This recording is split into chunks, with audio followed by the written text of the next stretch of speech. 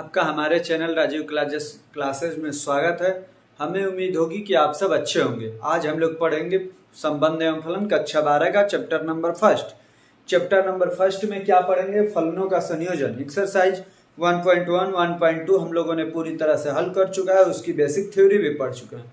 अब 1.3 को हल करने से पहले हम लोग पहले फलनों का संयोजन पढ़ेंगे। आज फलनों का संयोजन, अगले दिन व्युत्क्रमणीय फलन, उसके बाद से हम लोग एक्सरसाइज 1.3 को हल करेंगे। तब तक आज हम लोग पढ़ेंगे फलनों का संयोजन। इसको पढ़ने से पहले यदि आपने हमारे चैनल को सब्सक्राइब नहीं किया है तो चैनल को सब्सक्राइब कर लीजिए, वीडियो को लाइक कीजिए और अपने दोस्तों को भी शेयर करिए ताकि उनको भी पता चले कि इस चैनल पे कक्षा 12 की गणित, कक्षा 10 की भी गणित हम पढ़ाते हैं। यदि आप कॉम्पिटिटिव एग्जाम की तैयारी करते हैं तो उसका भी हम मैथ पढ़ाते हैं। यदि आप UPSSC पेट का एग्जाम देना चाहते हैं तो उसके लिए भी हमारे चैनल पर प्रैक्टिस सेट चल रही है डेली बाय डेली, आप उसको भी हल कर सकते हैं और अपना नंबर चेक कर सकते हैं। अब आइए हम अपने टॉपिक पे चलते हैं। क्या हमें पढ़ना है? फलनों का संयोजन। फलनों का संयोजन पढ़ने से पहले अभी तक जो भी हम लोग फलन पढ़े थे उसमें केवल एक ही मशीन पढ़ते थे कि उस मशीन को इनपुट देंगे तो मशीन हमें कुछ आउटपुट देगी। आज से हम लोग क्या पढ़ेंगे कि एक मशीन को इनपुट दिया, वो हमें आउटपुट दी, फिर से उस आउटपुट को दूसरे मशीन को दिया, वो आउटपुट दी। जैसे ऐसा कहाँ देखें तो जैसे मान लीजिए कि आप देखे होंगे तो जैसे सिल्क एक आता है जीव, सिल्क एक प्राणी है जिससे सिल्क के रेशे निकलते हैं। उस सिल्क के रेशे से क्या होती है? साड़ियां बनती हैं। वैसे ही कपास से रुई निकलती है, रुई से धागे बनते हैं और उसी धागे से फिर से कपड़े बनते हैं। तो कई मशीनों के प्रोसेस के बाद एक चीज फाइनल हो पाती है। तो वही इसमें जो फलनों का संयोजन हम लोग जो पढ़ेंगे, इसमें दो मशीनें रहेंगी, एक का आउटपुट दूसरे के लिए इनपुट का काम करेगा। आइए देखते हैं। अभी तक हम लोगों ने क्या पढ़ा था? एक फलनों का संयोजन रहेगा, फलन A से B पर परिभाषित होगा, A से B पर परिभाषित होगा, जहां पर A जो होगा हमारा फलन का प्रांत होगा। A को हम लोग फलन का प्रांत कहेंगे, जो B होगा वो फलन का सहप्रांत होगा।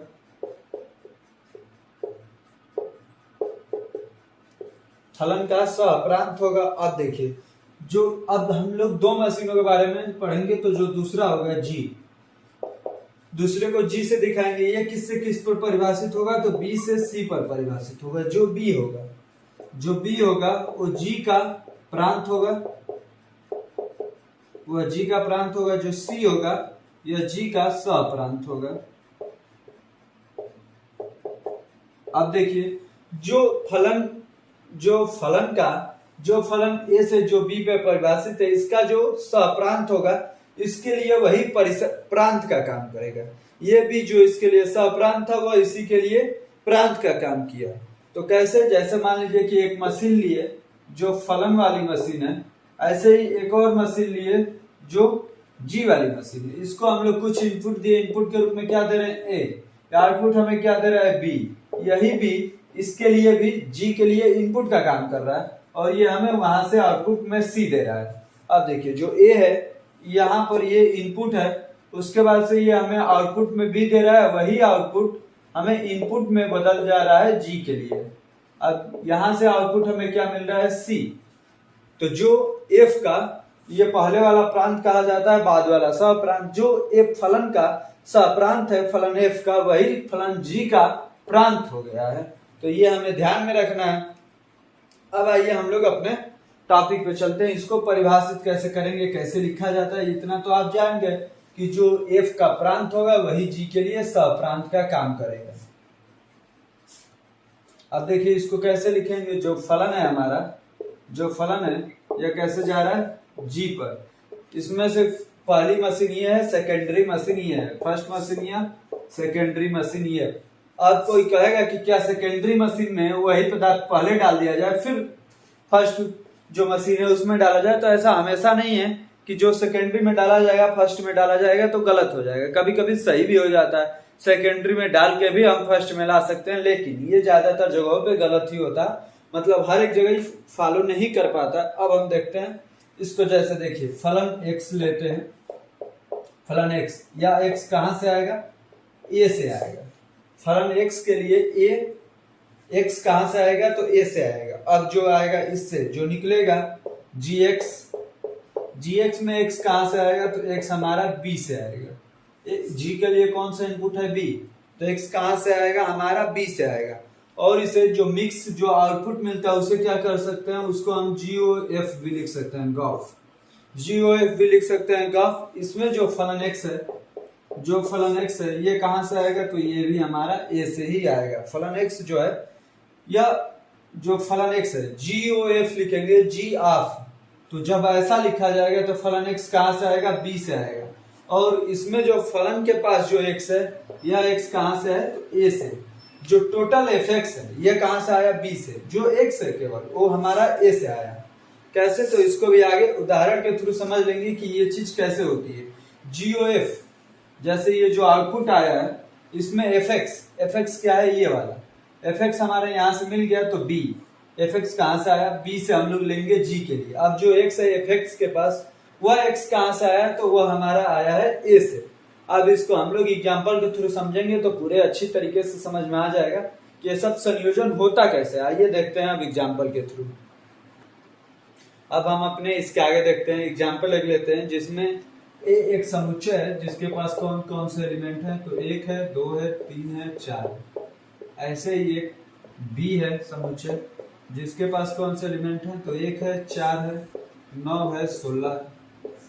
ऐसे ही एक सी एलिमेंट लिए हैं जिसके पास इसी में 5 जोड़ दिया जाए, तो 1 5 6 है, 4 5 9 है, 9 5 14 है, 16 5 21 है। ये हो गया हमारा ए बी सी 3 फलन, इसको लिया हमें। अब देखिए जो फलन f होता है वो किससे किस पर परिभाषित होता है, तो a से b पर। तो लिखते हैं फलन a से जो b पर परिभाषित है। यहाँ पर दो बनाते हैं, इसमें लिखेंगे 1 2 3 4, यहाँ पे 1 4 9 16, ये सब एक दूसरे से जुड़ जाएंगे। ये जुड़ गया, ये है हमारा a, ये है हमारा b। यहाँ पर फलन जो fx है, जो फलन fx है क्या है, एक्स स्क्वायर। ये x कहाँ से आया है, तो x हमारा a से आ रहा है। ये यहाँ पर जो फलन x है वो एक्स स्क्वायर है, x कहाँ से आ रहा है, तो x हमारा a से आ रहा है। अब हम इसी के लिए g के लिए बनाते हैं, तो g के लिए क्या होता है, g कहाँ से कहाँ पर परिभाषित होता है, b से c पर। तो b क्या है, 1 4 9 16, तो यहाँ पर लिखेंगे 1 4 9 16। अब इसे यहाँ पर लिखेंगे तो 5 5 जोड़ के 1 5 6, 4 5 9, 9 5 14, 16 5 21। ये हो गया। देखिए ये कहाँ से आया है, बी से, ये कहाँ से आया है, सी से। यहाँ पर जो gx है, जो gx है, gx का फलन क्या है, तो gx है fx प्लस में 5, fx प्लस में 5। और ये gx कहाँ से कहाँ परिभाषित है, तो b से c पर परिभाषित है। अब ये जो fx है कहाँ से आया है, fx हमारा कहाँ से आया है, तो fx हमारा b से आ रहा है। देख ही रहे हैं fx कहाँ से, fx में 5 जोड़ा गया, जो fx का जो आउटपुट था उसी में 5 जोड़ा गया, तो ये वाला c वाला मान आया। अब देखिए ध्यान से देखेंगे तो समझ में आ जाएगा। जो ये fx है, fx कहाँ से लिया गया है, तो ये b वाला fx ही है, तो fx कहाँ से आया, तो b से आया। अब ये इतना आप लोगों को समझ में आ गया होगा। तो अब हम लोग इसके बाद जो GOF समझते थे, जो अभी GOF लिखे थे उसको देख लेते हैं। इतना मिटा देते हैं, इधर वाला ये वाला मिटा देते हैं, यहाँ पर आपको हम बतला देते हैं। देखिए GOF को क्या लिखा जा सकता है, तो GOF को लिख सकते हैं आप fx प्लस 5, fx प्लस 5, ये वाला GOF, gx मतलब GOF, g of fx plus 5। अब इसको आप लोगों को कैसे लिखना है, तो fx है उसके जगह पे, fx के जगह पे हम लोग x स्क्वायर लिख सकते हैं, तो x स्क्वायर प्लस 5। डायरेक्टली आप GOF को x स्क्वायर प्लस 5 भी लिख सकते हैं। यहाँ से ये वाला मान लेंगे a, क्योंकि x कहाँ से आता है, a से। अब x स्क्वायर मतलब 1 का स्क्वायर करना है 1 प्लस 5, तो आ जाएगा 6। 2 का स्क्वायर 4 प्लस 5 9 आ जाएगा। 3 का स्क्वायर 9 5 14, 4 का स्क्वायर 16 5 21 आ जाएगा आपका GOF। अब देखिए GOF को और किस तरीके से लिखा जाता है, गॉफ को लिखा जाता है G, ये कहां से, fx से, ऐसे भी लिखा जाता है। अब जो ये डायरेक्टली हम लोग a से बनाते हैं c के लिए, a से डायरेक्टली बना लिया जाए c के लिए। देखिए ए में क्या है, 1 2 3 4। जब जी ए का मान x है, x कहां से आता है, तो x हमारा आता है ए से। x कहां से आता है, ए से। GOF का मान क्या है, GOF मतलब डायरेक्टली जो आउटपुट आती है दूसरी मशीन के बाद, वह GOF कहा जाता है। तो यहाँ पर कैसे मान रखेंगे, तो इस वाले फॉर्मूले पर रखेंगे। एक यहाँ पर रखेंगे तो 1 का स्क्वायर प्लस 5 6, 2 रखेंगे तो 2 का स्क्वायर 4 प्लस 5 9, 3 का स्क्वायर रखेंगे तो 3 का स्क्वायर 9 प्लस 5 14, 4 का स्क्वायर रखेंगे तो 16 5 21। ये इनसे जुड़ जाएगा।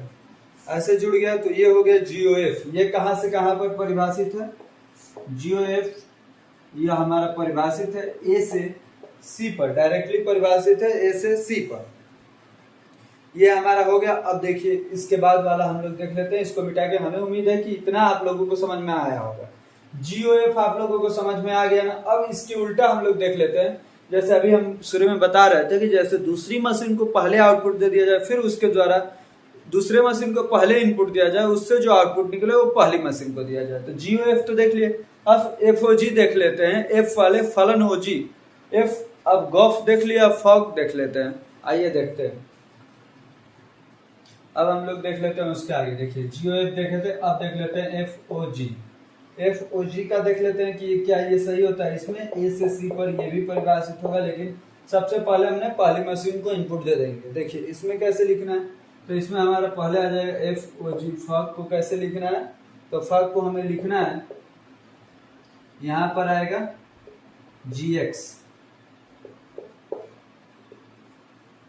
हमारा आ जाएगा GX, और इसके बाहर में फलन होगा। जैसे वहां पर G के अंदर में FX होता था, यहाँ पर F के अंदर में GX होगा। ये हो गया। अब देखें जो यहाँ पर X आएगा कहाँ से लेना है, X जो आएगा हमें B से लेना है। अब सबसे पहले एक B का बनाते हैं, XC का। B के पास कौन कौन से एलिमेंट थे, तो 1 4 9 16। ये हो गया B।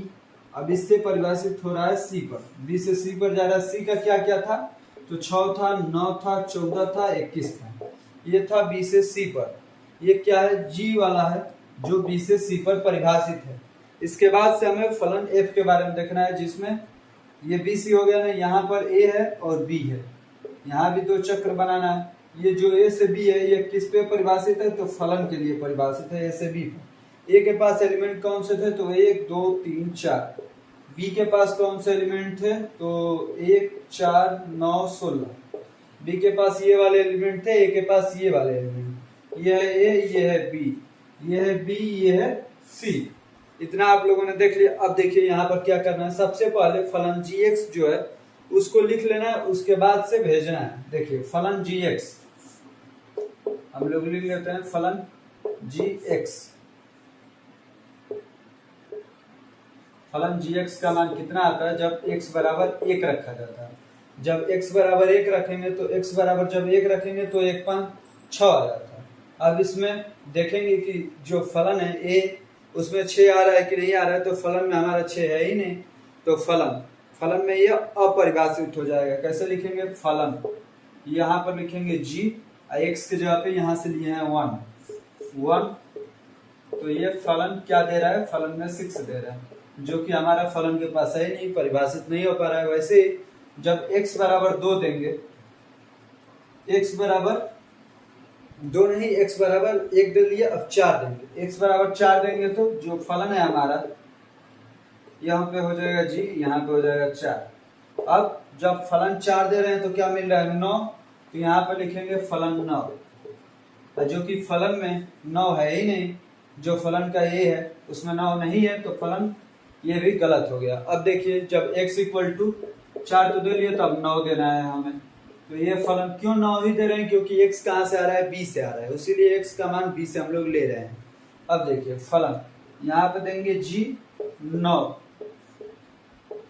तो यहाँ पर क्या मिल रहा है हमें, 9 रखने पर 14, तो यहाँ पर रखेंगे 14, जो कि a के पास नहीं है 14। अब देखिए वैसे ही x के जगह पे 16 रखेंगे, तो फलन में G के पास 14 देंगे, तो ये हमें क्या देगा, यह हमें देगा 14 नहीं 16 रखेंगे तो ये हमें देगा 21, जो कि फलन के पास नहीं है। तो ऐसे आप लोगों ने देखा कि ये परिभाषित नहीं हो पाता है। जब ऐसा करते हैं, एफओजी करते हैं, ए से सी पर डायरेक्टली परिभाषित करते हैं, पहले फलन फिर जीएक्स को लिखते हैं, तो ऐसा नहीं हो पाता है। वही जीओएफ लिखते थे तो इस पे परिभाषित हो जाता था, लेकिन इस पे परिभाषित नहीं हो पा रहा है। इसलिए हम लोग इसको लिखने के बाद से एक तर्क निकला है, उसको नोट के रूप में लिख लेते हैं हम लोग। देखिए नोट में लिख लेते हैं, क्या लिखते हैं, लिख लीजिए आप भी लोग। यदि जीओएफ परिभाषित हो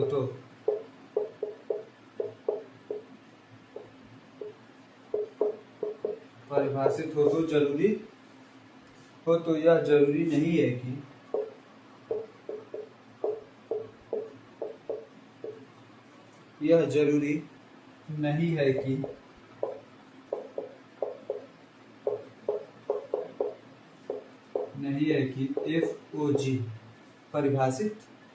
एफओजी भी परिभाषित है।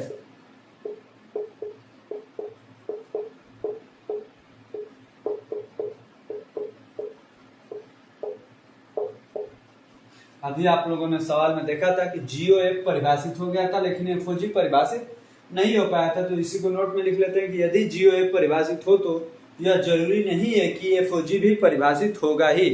तो इस नोट को लिखने के बाद अब हम लोग अगले दिन, आपका फलनों का संयोजन समाप्त हो चुका। फलनों के संयोजन में मात्र इतना ही था। अब हम अगले दिन व्युत्क्रमणीय फलन के बारे में पढ़ेंगे। आज का लेक्चर यहीं पे पॉज करते हैं। अगले दिन आपको इसके आगे का लेक्चर मिल जाएगा, कौन सा, व्युत्क्रमणीय फलन का, जिसे आप लोग देख लीजिएगा। उसके बाद से हम लोग एक्सरसाइज 1.3 को सॉल्व करेंगे। इससे पहले यदि आपने चैनल को सब्सक्राइब नहीं किया है तो चैनल को सब्सक्राइब कर लीजिए, वीडियो को लाइक कीजिए और अपने दोस्तों को भी शेयर कीजिए। बाकी धन्यवाद आपको अंत तक बने रहने के लिए।